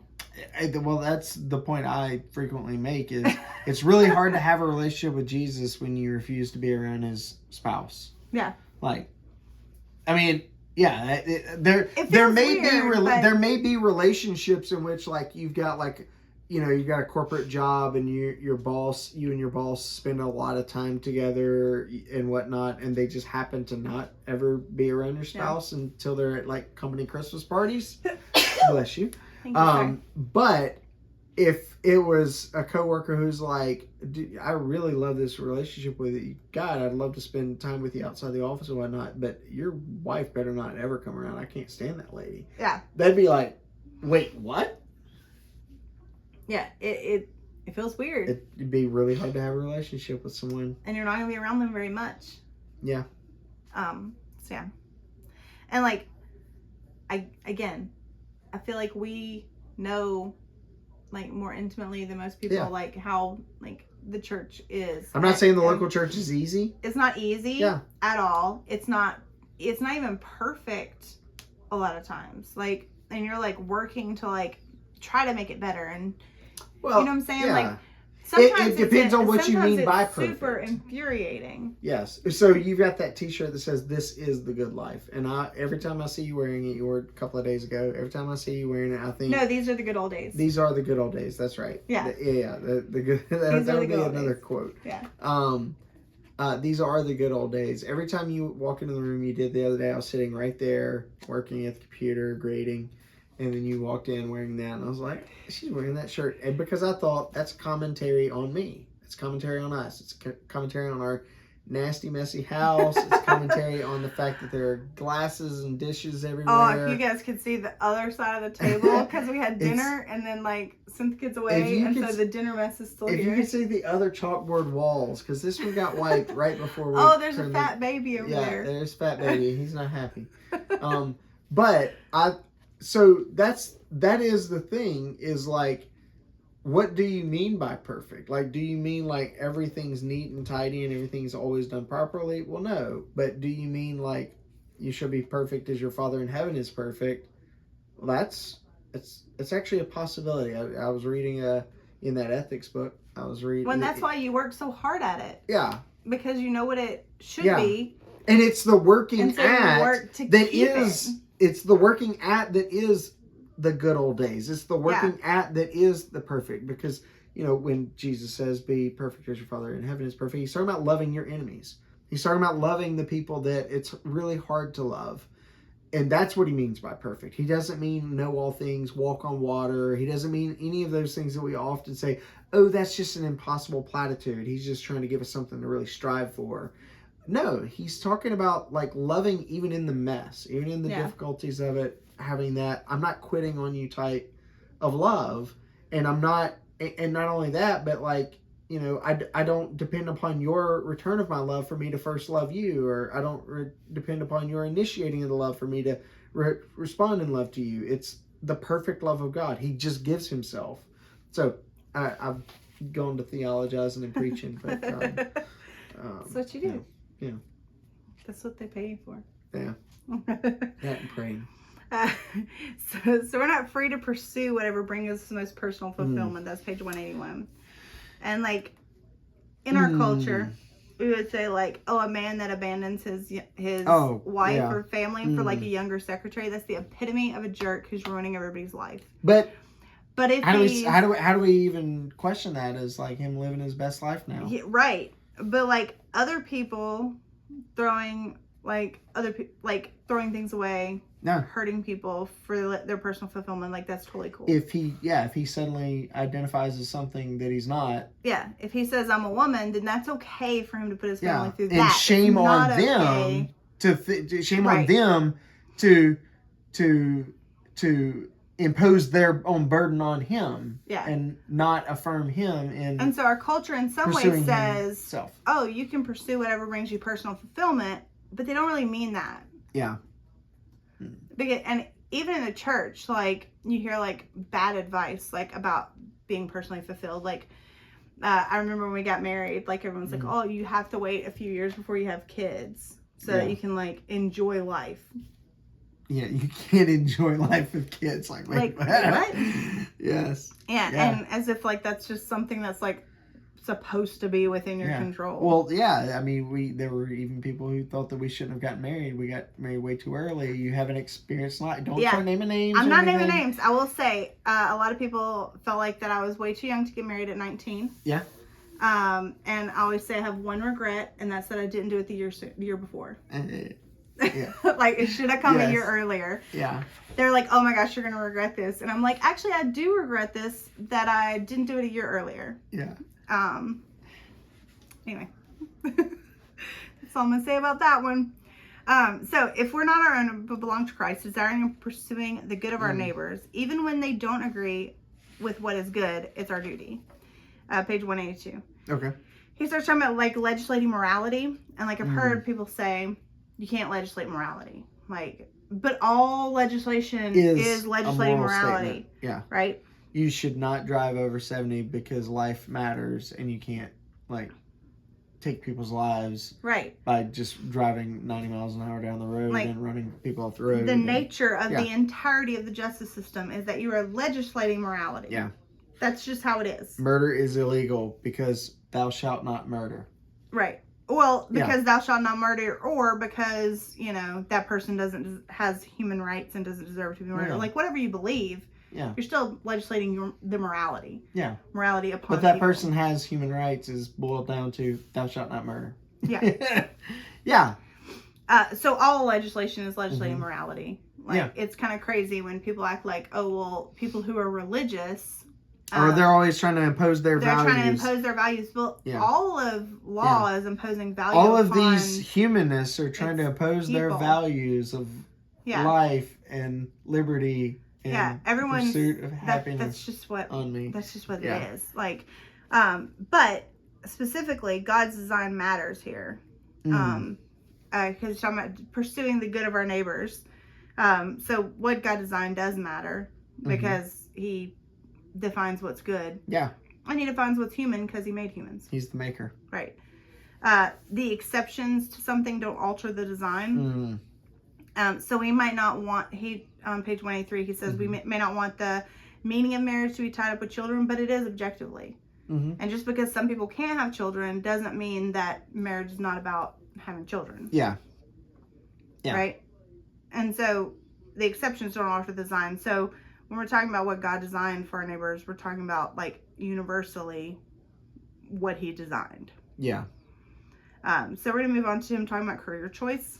And I feel like I did touch on it more on the short video than I anticipated. That we don't he seemed to be either skeptical of or warning against, or just not. He's just not giving. He's not giving thought to what we would say is like a pretty important idea of a sense of calling. That your calling matters. Yeah. That you can be called. And I do think that, so we've talked about this before, that there are those people who say that they're called, but they don't actually have a calling. They have a deep need to, like, feel special. Yeah. Or connected. But I don't think that's what we're really talking about here, is those, false callings. We're talking about, like, being called by God to do something. Being called by God to do something, being affirmed in that calling by the church. And mentors and important people in your life that know you. Yeah. Like, people around you going, yep. Yeah. And when you think of, like... So, like, your own calling. Yeah. Like, you were called to ministry at what age?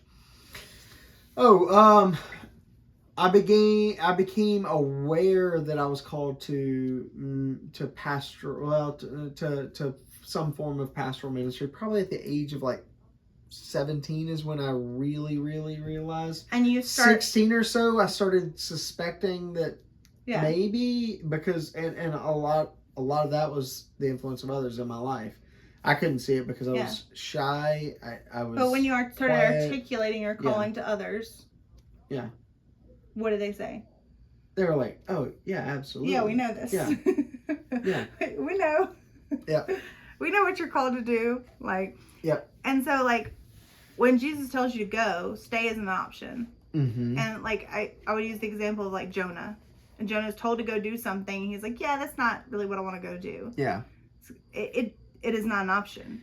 To quote VeggieTales, Nineveh, that's where I draw the line. Yeah. But I also think that we're not stuck where we're needed necessarily. Like, I think that when your career takes a turn and you can no longer do the good that you feel called to do, you're allowed to do something else.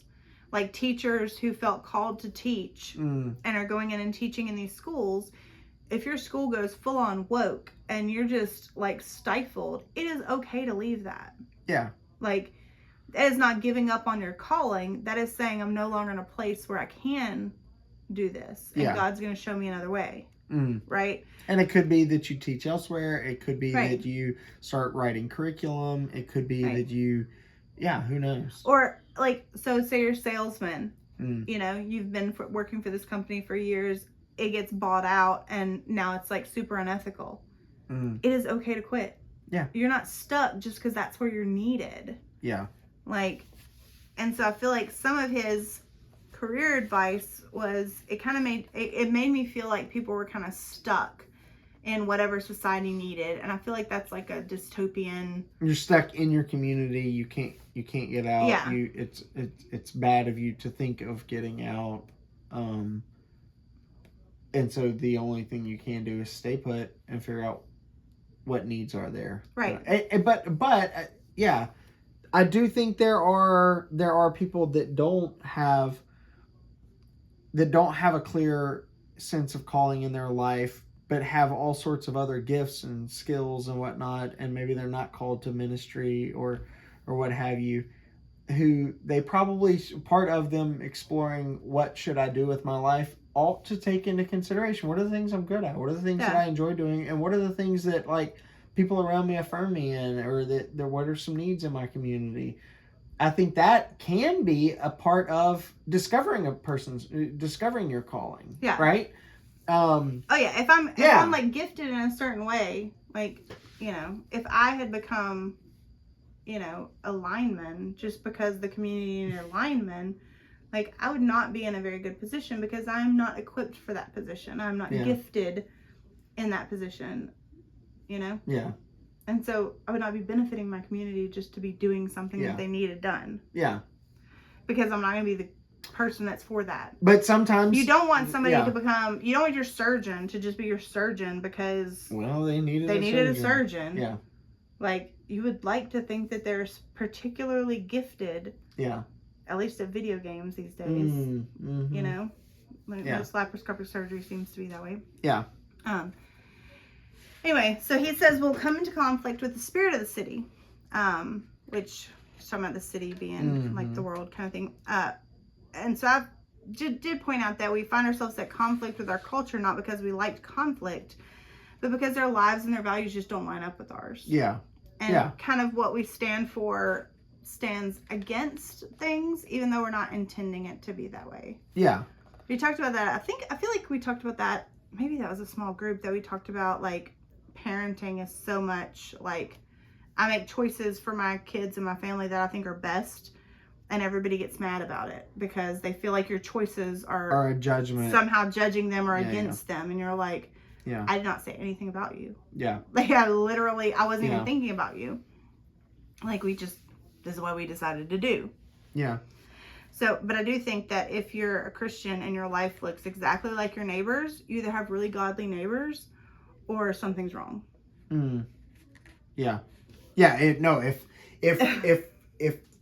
If your calendar looks like theirs, if your checking account looks like theirs, if your rhythms of life look like theirs, something's wrong. Well, yeah. Or you got really good, really great neighbors. You could have great neighbors. Community where you got incredible, God-fearing, Jesus-loving, Spirit-filled neighbors. So then he points out that we tend to turn to political solutions for any and all social problems. I do think we do that.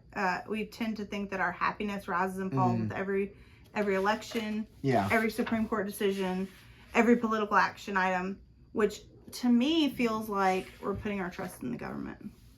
It does. Even when we're saying like, oh, we're praying for a good godly government that's going to do X, Y, and Z, it feels like our trust is still with them. Yeah. Not with God. Yeah. We used to. So before the more recent times and, you know, inflation, I used to always say, like, everyone always says, like, oh, it's the supreme importance of who you like for president. And I was always so cynical because I was like, it literally never matters. Like, and in some sense, there's an awful lot of continuity between the parties. And then I was kind of wrong. This one time, things got bad. Got significantly worse. But the question is then, do you feel like the hope for change? What was Obama's? Yes, we Hope can. And change. Hope and change. Hope and change. Yeah. So yes, we can. The hope for change, like, is it in God and Jesus, or is it in fixing the government? Yeah. You know, like, oh, if we can just fix it. Not saying that we shouldn't, because again, all legislation is legislating morality, and so the legislation that we have matters. So I'm not saying it doesn't matter, but where's the hope?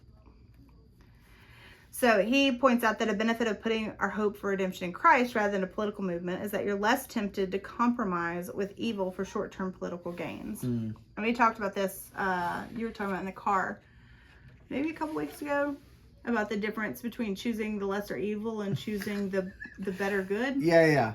That it's not And that we sometimes compromise trying to think we're choosing the lesser evil when you're just choosing the better.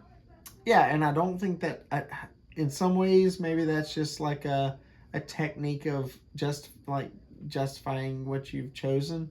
Yeah. But it literally is a different way of viewing morality and ethics. It is a different way of, it's not just a different way of seeing it. It's not just glasses half full or the glass half empty sort of scenario. It is what you are intending to do in the dilemma that you're faced with and the choices that you're making in that dilemma. Yeah. Yeah. I feel like we've gotten to like a Maslow's hierarchy of needs. Like we're back to like the survival needs at this point, that we're like we're now voting on like base level issues instead of like first world higher level issues. Yes. Like we're all like, we just want to be able to afford milk again. Yes. You know. Not milk, because milk is $1 cheaper at Costco now. Yeah.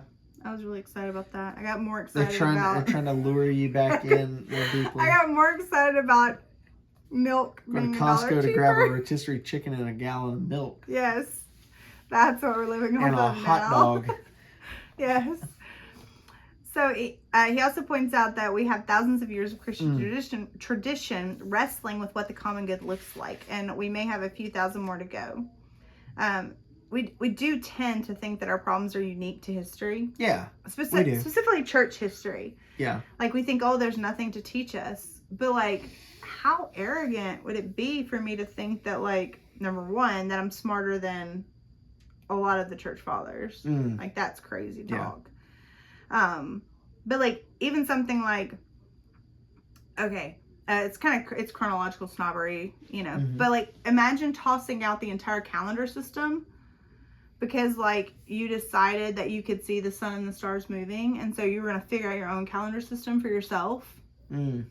Like, how much time would you waste on trying to put together a stinking calendar and figure out that there's 365.25 days in a year? I mean, people have done that before. Yeah, but when they noticed that the calendar was a little off. Was off, right? Yeah. They sought to fix the calendar, not throw it out and rediscover it for yourself. Yeah. But for some reason with Christianity, we're going to throw out and rediscover it for ourselves. Yeah. Like, why would you do that? Yeah. Like, why would you not like accept the grace that's been given to you by the people that went before you and not rehash all the same things? Yeah. You know? Yeah. Anyway, so yeah, like, why would you not take a commentary written by a scholar? Like, that helps you understand the Bible. Why do you have to write the commentary yourself? And I'm not saying you shouldn't read the Bible for yourself. And you're not saying that I'm saying more scholars shouldn't write more commentaries. Right, and I'm not saying you should absolutely accept everything that's just written, you know? But like, I don't have to reinvent Christianity for my time. No, and when you do, you're a heretic. Yeah. Well, I feel like that's... If it's new, it ain't true. I feel like that's where a lot of them are going as heresy, because they don't want to accept the authority of the church. Yeah. Which takes you off in heresy. Anyway. So, he will redeem his creation. He, not you, is making all things new. And I do agree with that. I think our theologies diverge on the implications of that. Like, what does that mean, that he's making all things new? Because I would say that means he's making me new right now. And it's not like a future tense thing. It's a now and future. Like, it's an ongoing, present, progressive tense, as it were. Yeah. Right? Yeah. And part of being an image bearer, going back to like the creation mandate, part of being an image bearer is about reflecting the likeness and character of God throughout the world by joining him in his work in the world. Right. Yeah. That there's work to do. Yeah. We're not passive. We're not NPCs. We're not non-player characters. Just kind of passively operating in the world, and everything is done for us. But we're also not each the hero. Of our own story. We're not. Yeah. We're part of a bigger story altogether. Mm-hmm. And so I think that we would word it differently than noble in a lot of these areas. Mm-hmm. But I think that we're coming from the same place and kind of in the same terrain, even if he's careful not to. Yeah. He wants Which to is say, one of the reasons there's personal responsibility, Mm-hmm. but he doesn't want to say, like, you are called to do good works. Yeah. You know what I'm saying? Yeah. But I feel like we're both going to live as if we were called to do good works. Yeah. You know? Yeah. So what we do matters. Mm. We matter. He would think Noble's going to say, yeah, what you do absolutely matters. Yeah. He's going to say, yes, you absolutely matter. He's going to tell you in his next book, get out of bed. Yeah. We're called to follow. We're not called to just sit and wait. Yeah. Like, but there is an awful lot of waiting and following. Mm-hmm. So. Yeah, especially when the leader says, hold. Yeah. There's a lot of waiting periods. Yeah. So chapter 7, he starts talking about our only comfort. And this will be a little bit shorter because the chapter 7 is a little bit shorter. It is significantly shorter. Yeah. I feel like chapter 6 was kind of beefy. We talked about the vulnerability and belonging to someone in our short video. So we're going to kind of skip that a little bit. And so we're talking about the faithful Christian life looks like 1,000 of little deaths to self every day. We talked about that a little bit in the short video. But the other day we were having family devotion. Uh-huh. And I think Topher asked, what does it mean to die to sin? Yeah. And I think you were kind of at a loss for words because you were like, Mom, what does it mean? What do you think it means, Lindsay? Because sometimes you have a hard time articulating for that age group. And so I said to die to sin means sin says, hey, you're dead to me. And Topher's like, oh, okay. Like, and so I think that's the thousands of little deaths. Like it's, and so turning it from us dying, it's almost like sin is saying, oh, you're dead to me. Like it's kind of the alternative, if that makes sense. Yeah. The alternative side. Like you're not saying to sin, oh, I'm dead to you. Sin's saying to you, you're dead to me. Yeah. You know? Anyway, like it's a separation. So Christianity requires you to deny yourself, deny your body, deny the desires that may mean the world to you. I feel like Lent is a very good example of this. Yeah. We have a season of fasting where we participate in the denial of self and the body. I feel like some non-liturgical evangelicals are kind of missing the boat with Lent. Yeah. Like, it is a good season. It is a good practice. It is, like, they'll do weird things. They being, like, lower church evangelicals. Like, they'll do a Daniel fast, but Lent seems crazy to them. It's the same thing. Anyway, so infertility. I know that I probably come back to that a whole lot, but I feel like it tested our faith in a lot of ways. Yeah. In saying that we trusted God in our infertility journey, we were saying that we would deny ourselves the desire to have children. Yeah. That it was okay. So, and deny ourselves having children. Deny ourselves the empowerment of like grabbing that for ourselves and trying to come up with techniques and mechanisms to force it and make it happen. And because we both were kind of like, okay, we felt very strongly that it was like a, do you trust God, do you trust man situation? And we were like, okay, we trust God. And for us though, that we know the outcome now, but it very well might have meant you have empty hands. The outcome could have just as easily been 0 kids, right? Yeah. And we were okay with that outcome. And I don't think we imagined this outcome. No. When we said, when we were like, I did not. We were like, okay, God is in control. We trust God. God will give us children or he won't give us children. He will do what he wants to do because he's God and we're not. And this is outside of our control. Right? I think at that point, we both fully embraced that probably meant 0. Well, I mean, we fully anticipated that means we will not have kids and we will adopt when we're able. Yeah. Or as God leads us, or we felt like doors would open. Yep. Somewhere along the way, we did not anticipate this outcome, which a lot of people see the outcome of, oh, you you have 9 kids as being like, oh my gosh, the doctors were wrong. It's not that the doctors were wrong. It's that God has his plan. Yeah. And you're not going to mess it up. Yeah. You know, like we said, your plan is cool with us. Yeah. And we didn't know what we were getting into. Mm-hmm. We didn't know that meant 9 kids. But even now we trust God, and it's still a ton of self-denial. Yeah. Like if we had 0, it would have been denial of our own like wishes and wants. Mm-hmm. And with 9, it's a different kind of self-denial. Yeah. It's you're weirdos and you're crazy and yeah, this is not what people do. Yes. You know? And we make comments to you about it in right. public, though we've never met. Right. And so, but that's a lot of, I feel like it's denying self. Yeah. It's denying your body, and it's denying your desires. Mm-hmm. Like, we desire to have things neat and orderly the exact way we want them, you know, and sometimes we just don't get that. Yeah. So, do you have anything to add? To that conversation? Or no, I think that is the essence of discipleship. What was the quote? Christianity requires you to deny yourself, deny your body, and deny the desires that may mean the world to you. That's precisely what Jesus was getting at when he said, if anyone's gonna come after me, he must deny himself, take up his cross, and follow me. And I feel like that looks different for every Christian. Yeah. Like, what you're denying, it might not be the mm-hmm. same thing sure. that someone else is. Yeah. You know? Yeah. It very well could look radically different.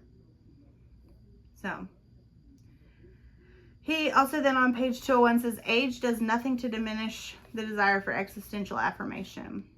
Mm-hmm. And I feel like that's true. Like, we always think of teenagers needing to, like, people to see them and to be okay with, like, who they're. But, like, at the end of life, what do people do? They want to know that their life was meaningful. Yep. That it had some value, that it was lived well, that that's part of, like, older people rehearsing their old memories. Part of it is because that's what they remember and they don't remember yesterday. But part of it is also they are validating themselves, and that's not an essentially bad thing. That's I feel like that's part of need that we have. Yes, it is a human need. Yep. We need to know that what we do matters. Yep. That what we've done matters, and so Erickson called that integrity versus despair. That stage of rumination and remembering to feel like your life had meaning. You're the second person to mention Erickson in the last 2 days. Really? Yeah. Vincent. Oh, okay. I was gonna say. I'm not necessarily surprised. Yeah.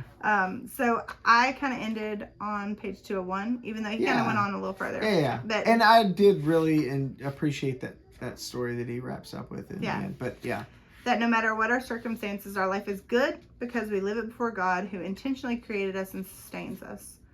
And I don't disagree with him on that at all. No. Like, our life is good. We, you exist because God decided for you to exist. Despite the difficulties of it, despite the brokenness and all that sort of stuff. Yeah, it's good because you are not your own. Yeah, God created you in this world, and he sustains you in this world. Yep, you belong to him. So, anyway, that's where we're going to end with a terribly long video, and we'll start in August with God in Public. So that'll be fun. It's going to be fun. Join us for that. Be interesting. Sorry that I picked. I didn't realize I picked a more scholarly book. I thought it. No, I don't think it's going to be too bad. Cool? I think it's going to be good. I think it's going to be really good. Okay. I will find the Audible. Hopefully, there's an Audible version. SPCK. Yeah. I haven't even looked to see what versions are available, but hopefully there's like an Audible version. Hopefully there's any versions, but we'll see.